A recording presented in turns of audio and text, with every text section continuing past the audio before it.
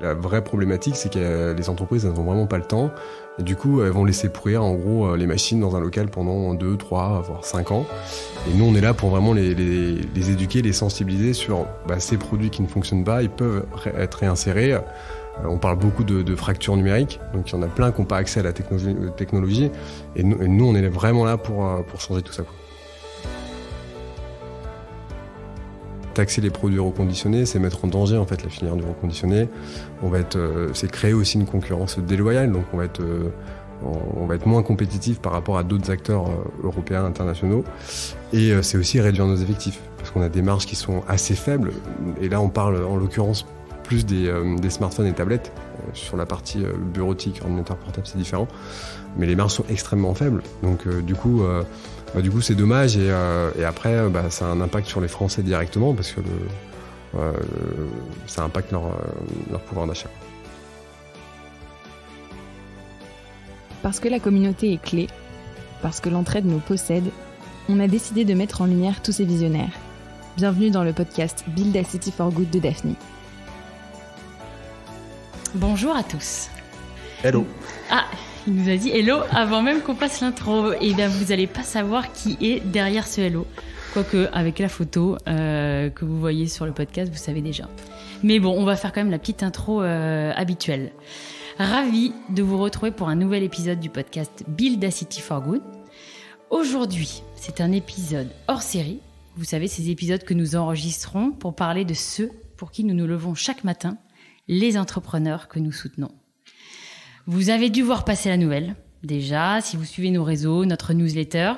En effet, l'homme qui vous a déjà dit bonjour et qui se cache derrière le micro s'appelle Johan Alvarez. Et la société qu'il a cofondée en 2019, c'est Save Market. Salut Johan. Salut. Merci d'avoir accepté notre invitation. Merci pour l'accueil. Alors, comme je disais, en effet, nous sommes ravis que tu sois là, Johan, parce que si vous avez suivi, Daphne vient de soutenir Save Market aux côtés de Tomcat Invest. Tomcat. Désolé, Patrice Thierry. Désolé, Jérémy Pouillet. Tomcat Invest, d'une levée de fonds de 1 million d'euros. 1 million d'euros. On est là. J'attendais que notre investisseur qui est juste à côté de moi me confirme.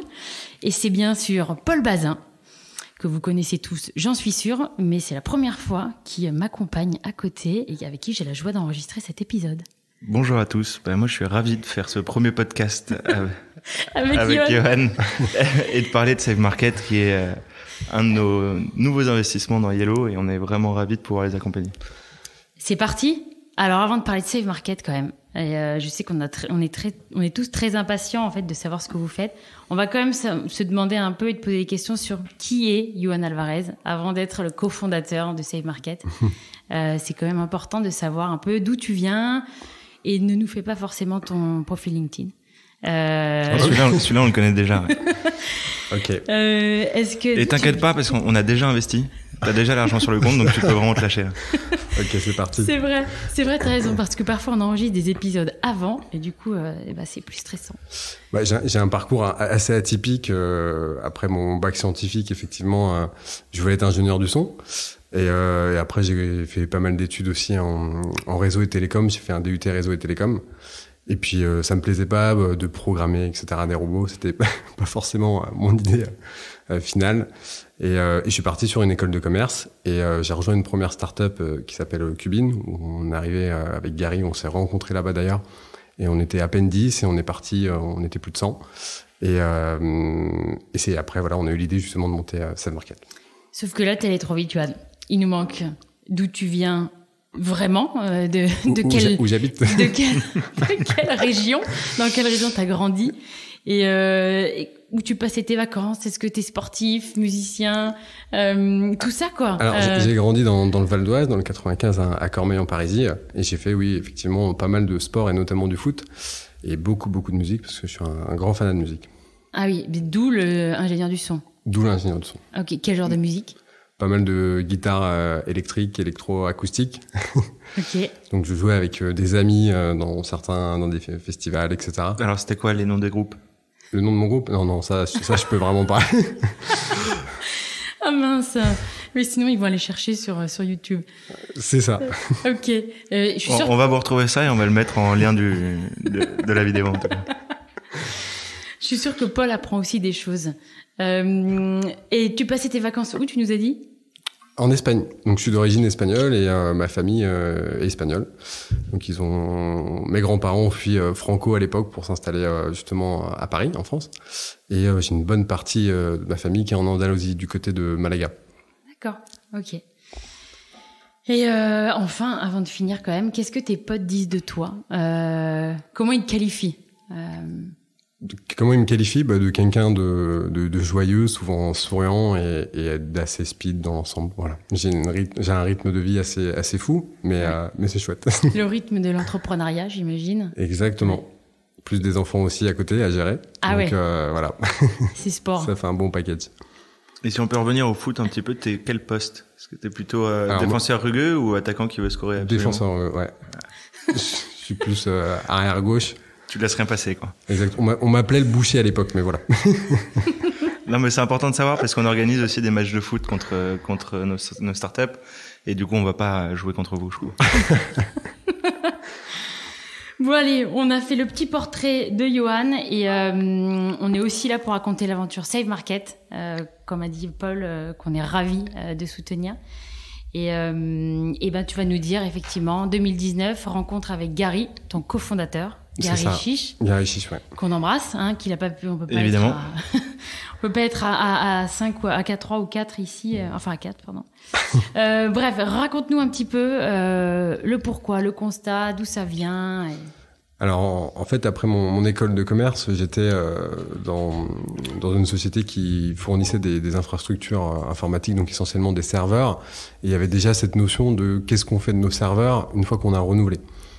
Et avec Gary, du coup, on s'est rencontrés chez Cubine et il y avait une société en fait qui déménageait et qui changeait de locaux et ils ont mis en fait sur le côté plein de PC, d'iMac qui étaient complètement fonctionnels et on leur a demandé pourquoi vous les jetez et en fait ils avaient renouvelé, ils avaient pas de solution et du coup ils ont mis de côté et à partir de là on s'est dit en fait si eux, alors que c'est une petite boîte, ils ont déjà ce problème-là, qu'est-ce que ça doit être sur les plus grosses boîtes Et du coup, on a commencé comme ça, à faire des campagnes, à cibler tous les responsables informatiques, des services achats. Et là, on a eu énormément de demandes. Et c'est comme ça qu'a été créé Save Market. D'accord. Et donc au début, c'était juste un petit... Vous vous appeliez en disant, là, il y a vous faisiez reconditionner. Enfin, exactement. Comment ça se passait on était là... Avant d'être une... Vous êtes combien aujourd'hui ? Aujourd'hui, on est plus de 15. Ok. Et donc, avec Gary, on faisait ça encore à l'époque...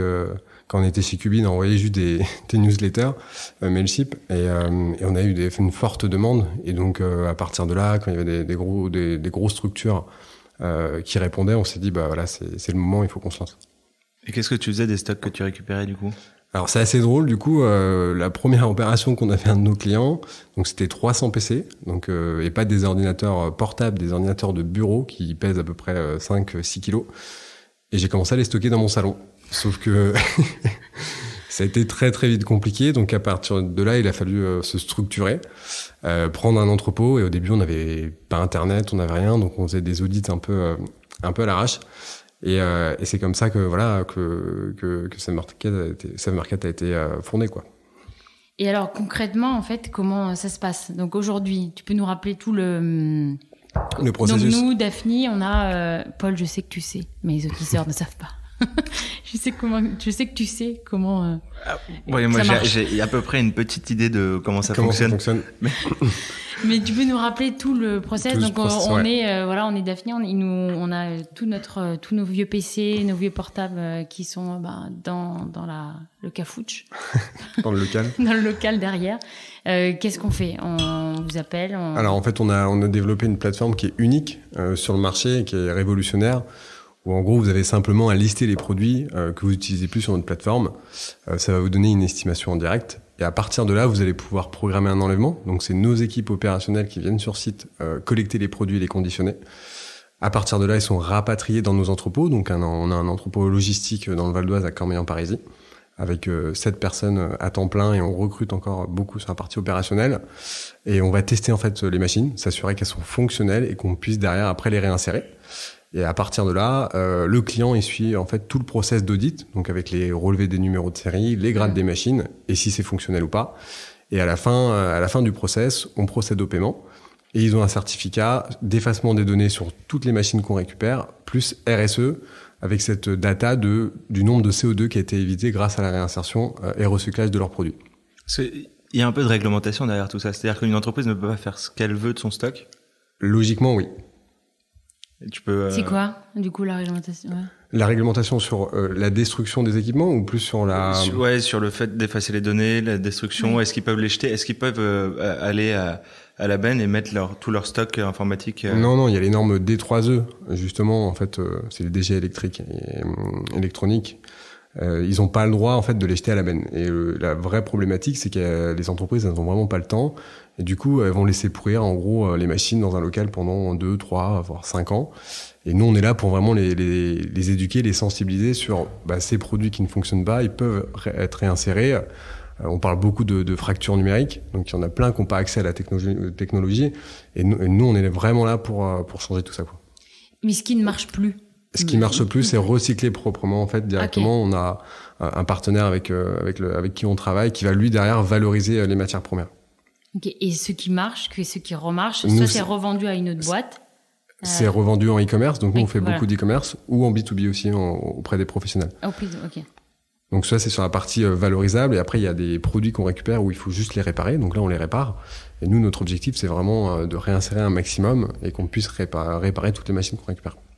Mais ceux que vous recyclez, en fait, c'est ceux qui sont pas réparables. Exactement. Qui sont pas réparables, voire trop obsolètes, où on peut pas réinsérer. Donc, on a une grande partie aussi de nos stocks, où c'est des produits qui sont pas valorisables sur le marché de la seconde main, qu'on garde, qu'on conserve, parce que on fait des donations à des assos, à des écoles aussi. Et dans tous les stocks que vous récupérez, j'imagine que c'est pas que des MacBook Pro dernière génération. Non, pas du tout. C'est quoi un peu la moyenne d'âge? Ouais, quel type d'ordinateur ou de tablette vous récupérez? Et la question qu'on peut se poser, c'est est-ce qu'il y a vraiment des gens pour racheter un iMac de 2006? C'est une bonne question et effectivement on a été surpris. On vend pas mal de vieux Mac de 2008, 2009, des grosses tours, on parle des grosses tours qui font plus de 15 kilos, où en fait il y a une forte demande, que ce soit pour de la musique et autres, et qu'on arrive à réinsérer. Donc il n'y a pas de produit qui ne se réinsère pas. Et après ta question du coup. Non, et quel était du coup le type de stock que tu récupères? En fait, tu peux tout récupérer. T'es pas sélectif dans... Non, pas du tout. Nous, c'est la majorité qu'on récupère, donc c'est des ordinateurs de bureau et des ordinateurs portables, un peu moins de smartphones et de tablettes. Et la moyenne d'âge, c'est à peu près 4-5 ans, les équipements. Ok. Mais après, ça dépend des structures. Des fois, on va récupérer parce qu'ils ont une politique de renouvellement tous les ans, où là, c'est des machines assez récentes qui sortent. Donc là, tu as dit 15 personnes? 15 personnes. Oui. 15 personnes aujourd'hui. Et là, comment vous êtes organisé? Enfin, tu dis, oui, il y a l'équipe qui enlève. C'est nos équipes. C'est vos équipes? Alors, okay. Nous, on fait toute la collecte sur Paris et l'Île-de-France, où là, c'est nos équipes à nous. Et après, sur toute la France et en Europe, on a des prestataires qui vont collecter en fait les produits et qui nous les livrent derrière. Pardon. Et après, comme on est organisé, donc là, à l'entrepôt, ils sont plus de 7. Il faut qu'on soit au moins une quinzaine d'ici quelques mois. Et au bureau, on a notre équipe sales, notre équipe tech et marketing. Et alors, ceux qui sont réparés et réinsérés, juste pour bien comprendre, ça, c'est vous qui le faites? Exactement. Okay. Ça, c'est internalisé. Ça, c'est internalisé. D'accord. Et donc là, il y a aussi une grosse équipe, donc Exactement. On a, en fait, l'équipe. Il y a l'équipe qui fait la préparation des commandes. Une équipe qui va auditer les produits et les reconditionner. Et après, il y a une autre équipe qui va réparer les produits. Okay. Et donc, ce qu'on répare essentiellement, et les produits qui subissent le plus de cas, c'est les téléphones portables. Donc là, on a une équipe dédiée qui vont changer l'écran et le reconditionner. Ok.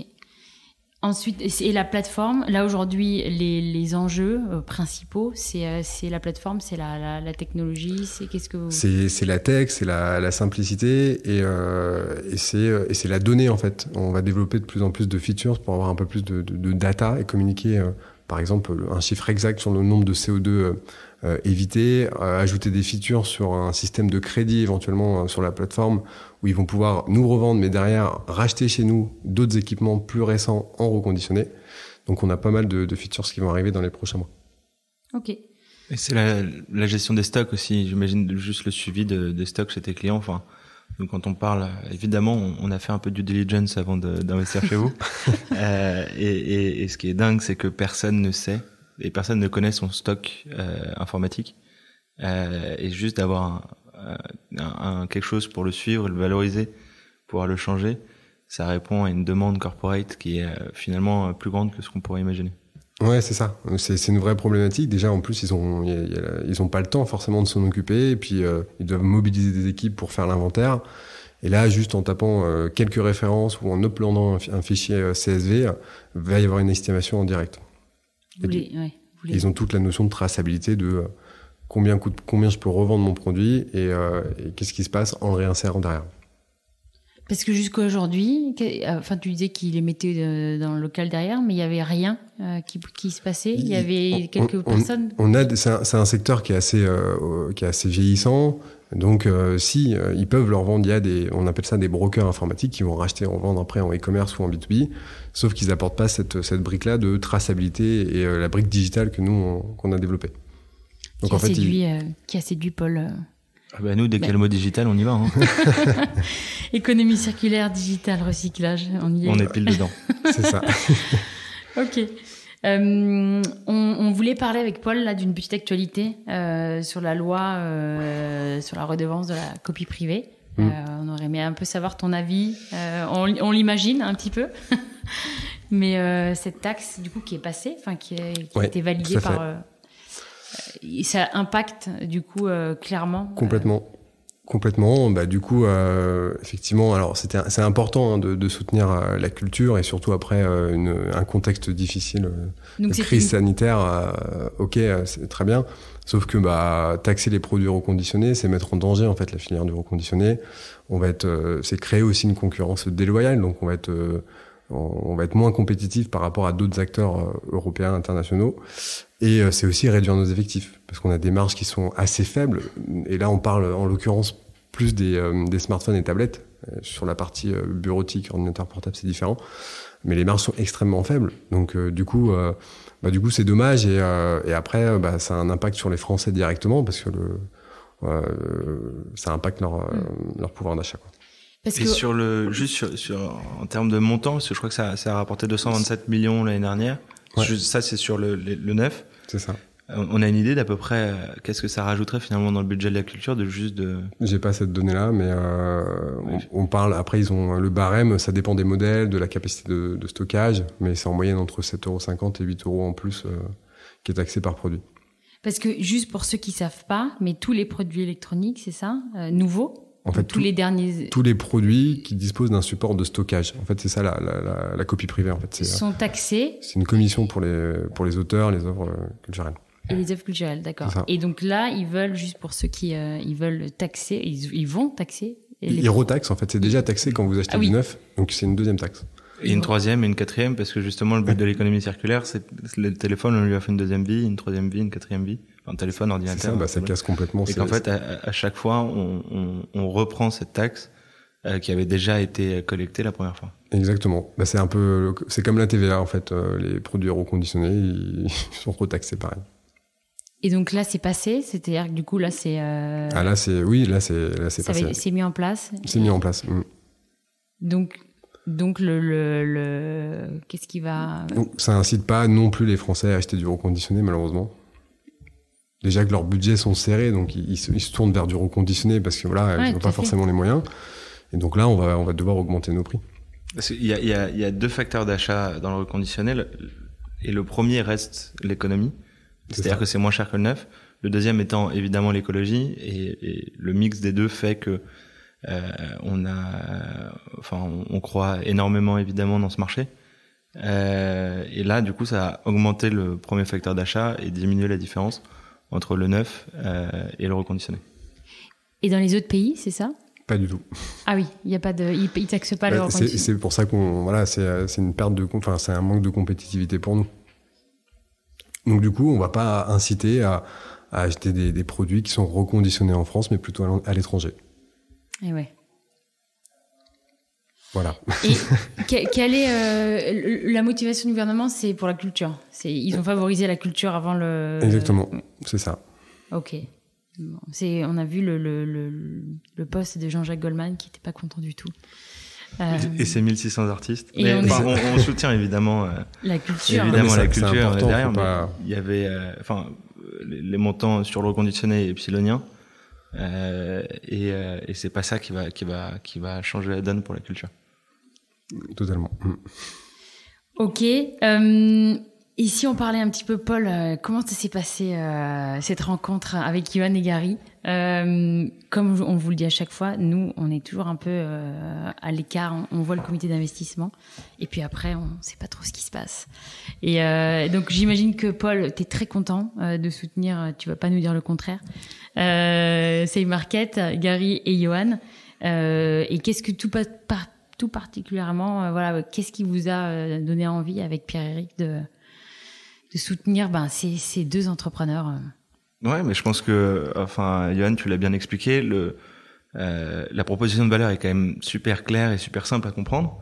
Et après, on a des questions de marché qui finalement, nous, on accompagne Back Market depuis quelques années maintenant, et donc ce marché, on y croit énormément. On sait, avant, il y avait un problème et de demande et de supply. C'est-à-dire que les gens achetaient pas forcément du reconditionné, des problèmes de confiance, des problèmes d'accessibilité, plein de différentes choses que Back Market a réussi à unlocker. Et maintenant, du coup, le gros problème sur ce marché, c'est d'avoir accès aux objets qu'il faut reconditionner. Et la proposition de Save Market est on pense, géniale, parce que ils vont aller chercher le stock là où il est, et là où il est pas valorisé, c'est en train de pourrir dans des pièces. Et il y a des entreprises qui payent, qui louent des mètres carrés juste pour entreposer un stock qui n'est pas utilisé et qui est pas valorisé, et d'aller récupérer, d'offrir comme ça cette proposition de valeur aux entreprises pour leur délester d'un pain qui est assez fort pour eux, et remettre sur le marché des objets reconditionnés de bonne qualité, améliorés parce qu'ils vont ajouter de la mémoire. Pour tous, et donc offrir aussi une accessibilité de la technologie à n'importe qui à travers, que ce soit Back Market, d'autres plateformes. En fait, finalement, la demande maintenant n'est plus un problème sur ce marché.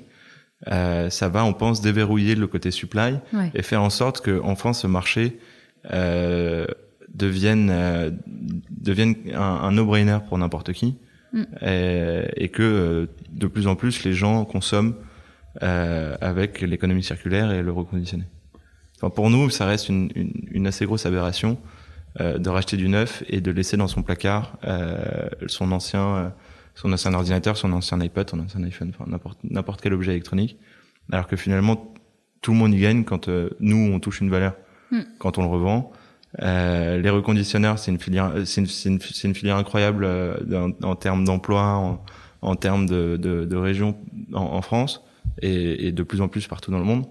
Et c'est une valeur incroyable pour la personne qui va acheter un objet à laquelle il n'aurait pas forcément eu accès avec le prix du neuf. On peut pas me le dire. Ouais, c'est top. et au-delà comme tu dis, du secteur, de tout ça, il y a la rencontre avec des fondateurs dans lesquels vous avez cru. Et vice versa, je pense que c'est toujours un échange pareil, oui. Des fonds que vous avez rencontrés, et je pense qu'il y a un fit, il y a un truc qui se passe. Ouais, alors je savais pas encore que Yoann était surnommé le boucher. Ça nous aurait peut-être calmé un peu. Mais non, évidemment, et non, et voilà, et quand Yoann nous explique son projet, on a envie de l'accompagner. Gary, c'est pareil, il est tout aussi passionné. Ils ont été à bonne école chez Cubin, qui est quand même un succès français incroyable, et qui en plus de ça fait de l'opérationnel, de la logistique dont ils ont besoin avec Save Market. Yoann, c'est lui qui reconditionnait les premiers produits, donc il sait quand même de quoi il parle. Et donc on est sorti du premier meeting. On n'a pas fait normalement on fait des due diligence un peu plus poussées que ça, mais là on est sorti du meeting avec Pierre-Éric en disant on est obligé de les soutenir. Ça match. Il faut y aller, quoi. Ouais. On peut pas laisser passer ça. Et on était un peu en retard dans le process. Pour tout vous dire, Patrice voulait faire le tour tout seul. Oh, Patrice. Ouais, et on a réussi finalement à se dire que, et ça c'est Daphné, à plusieurs on est plus fort, et donc faire un tour de table un peu plus joli, allier chacun nos forces, avec Johan, Gary, Patrice et Jérémy, et nous côté Daphné. C'est confirmé, vous aussi. Complètement. Vous avez d'abord. On partage la même vision, et puis voilà, là, on sentait l'accompagnement. Nous, on est encore un projet assez jeune, et du coup, ça nous a poussé aussi parce qu'on s'est dit que l'accompagnement allait être top. Il y a une très grande bienveillance aussi également. Et donc voilà, non, on est super ravis, Gary et moi, de vous avoir parmi nous, quoi. Puis en plus, c'est un accès à un podcast gratuit, écouté par des millions de personnes. C'est ça. Non, c'est vrai. Je pense que vous avez choisi les meilleurs, en toute objectivité, bien sûr. Chez Daphné ou Daphné Mais même Tomcat, Patrice et Jérémy, on vous salue, et on est très content aussi de vous avoir en co-investor, ou eux ils nous ont en co-investor, c'est pareil. C'est pareil. C'est pareil. On est pas mal dans le timing, et on voulait aussi, avant de te quitter quand même, te demander les next steps. Qu'est-ce que vous allez faire et qu'est-ce que vous faites là depuis la levée? Depuis la levée, on a recruté quand même 6 à 7 personnes. Donc là, on continue, que ce soit sur la partie sales, sur la partie opérationnelle.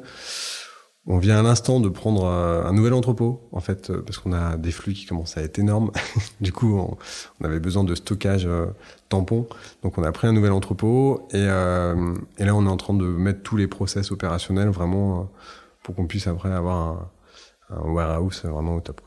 Et sur la partie recrutement, il y a des messages à faire passer, comme tu dis, à nos millions d'auditeurs qui chercheraient peut-être un job ou.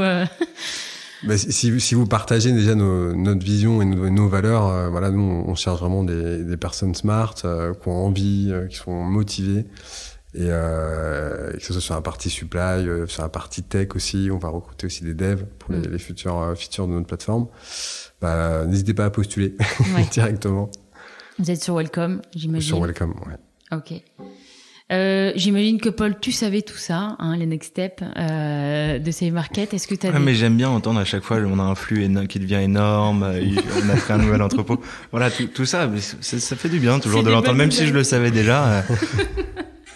Est-ce que tu voulais rajouter quelque chose, Paul, sur est-ce qu'on a oublié de dire un truc qu'on ne savait pas ou pas?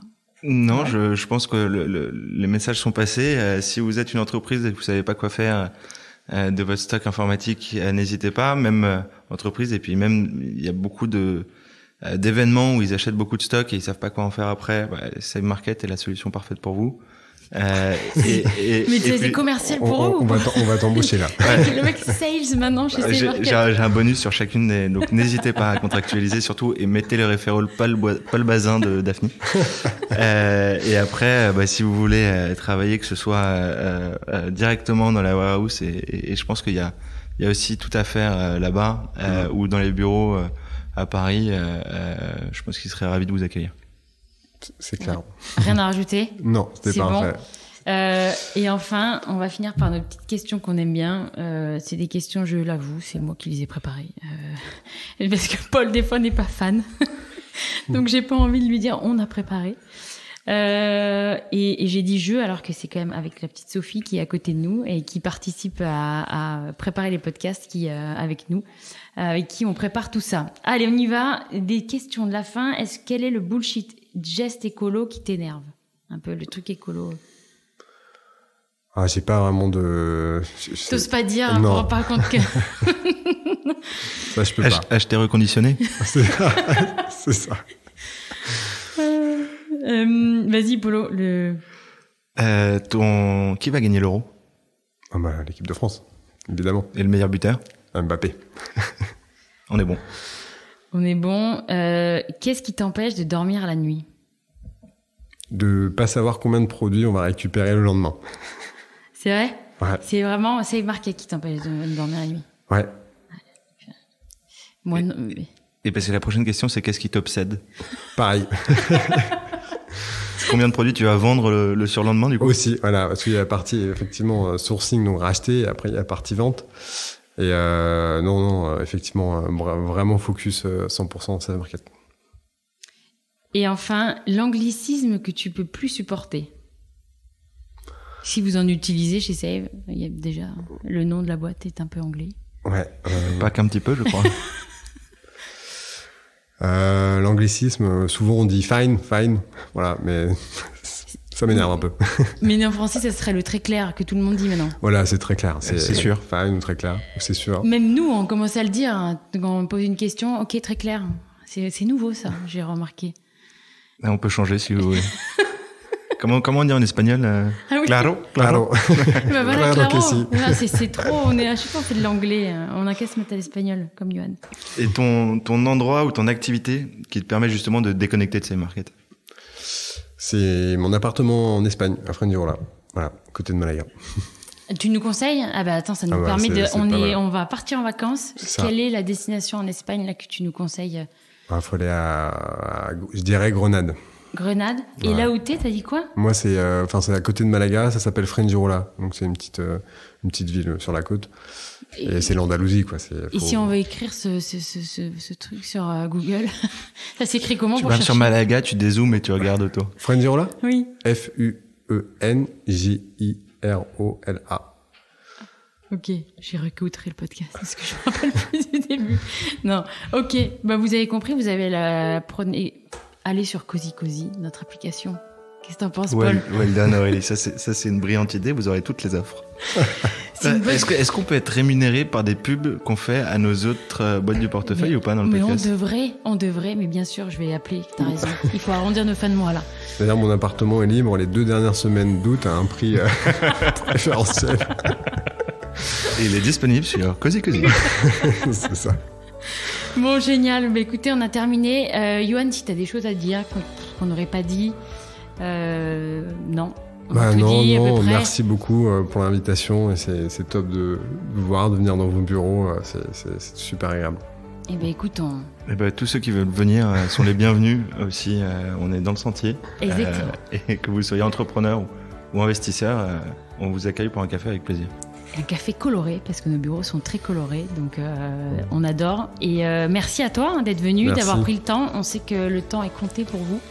Merci à Paul Bazin aussi, que vous n'aviez jamais entendu encore sur le podcast, investisseur chez Daphne depuis presque le début de l'aventure Daphne, 2015 ou 2016 2016, 2016. je crois. Donc ça fait un petit moment qu'il est là et merci à vous deux. Et puis on vous retrouve pour un prochain épisode de Build a City for Good dans une quinzaine de jours. Et à très vite. Merci Yohan. À bientôt, merci. Salut Yonan. Salut. Salut Yohan. Salut.